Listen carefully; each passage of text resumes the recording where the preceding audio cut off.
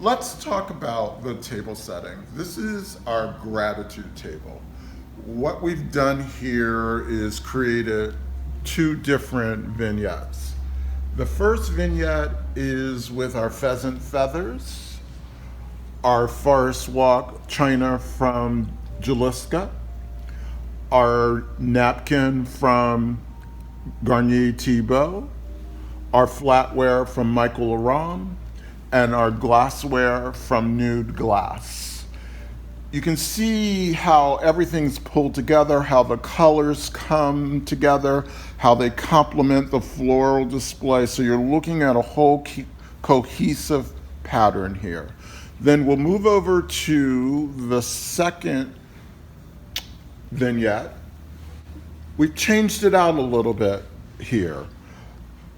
This could be a beautiful brunch, or this could be an elegant evening, whatever your choice may be. Once again, we're utilizing beautiful flatware from Michal Aram, the beautiful Juliska pattern, a beautiful Kim Siebert gold fleck linen napkin, once again the glassware from Nude Glass.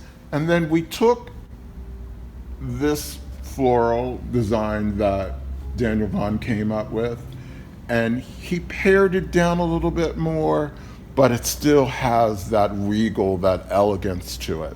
So what I'd like to do now is to actually have Daniel Vaughn talk about what his inspiration was for these two particular floral arrangements. Daniel? Thank you, Jerry. Well, let's start with the first one here. And my inspiration on this was the napkin. So napkin and linen. So my color choice was to bring in the beautiful gold in the fabric, and by using the gold container, so that it give a reflective property onto the beautiful fuchsia color of the linen, fuchsia orange, and also use the gold from the fabric.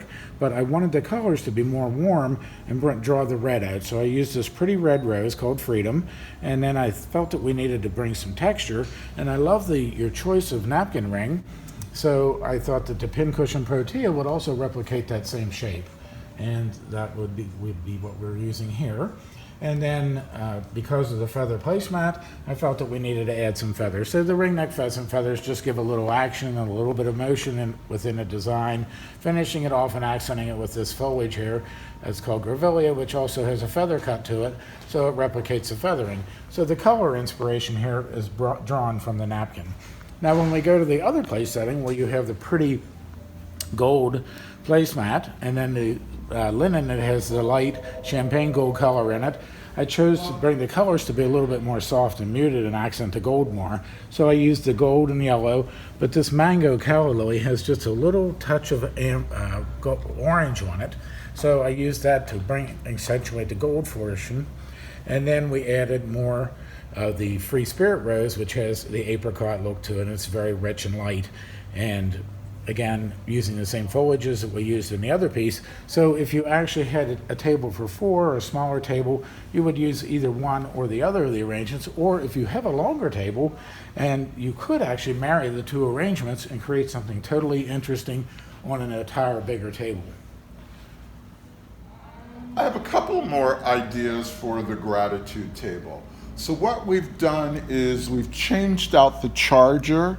We've added some wood elements and also a beautiful glass charger with a scalloped edge, utilizing once again the Juliska Forest Walk china, the Michal Aram flatware, that beautiful gold fleck linen with the Kim Siebert stone with the pen cushion look setting, and the Nude Glass. We also slid over to this side. We did the same thing, but we used a different napkin formation. And just for a little kitsch at the table, we added our beautiful bullfrogs. Daniel Vaughn, what do you have for this particular table? Well, Jerry, I have something, and I have to say the little kitsch of your bullfrogs, the eyes on those are kind of a copper, and they inspired me to use this copper container. So I thought that we would bring this in, and I wanted to use a lot of natural more natural elements and things that were berries, and so I used a lot of what is called a cape mix, and the cape mix materials are all in the leucodendron family, and they originated from South Africa.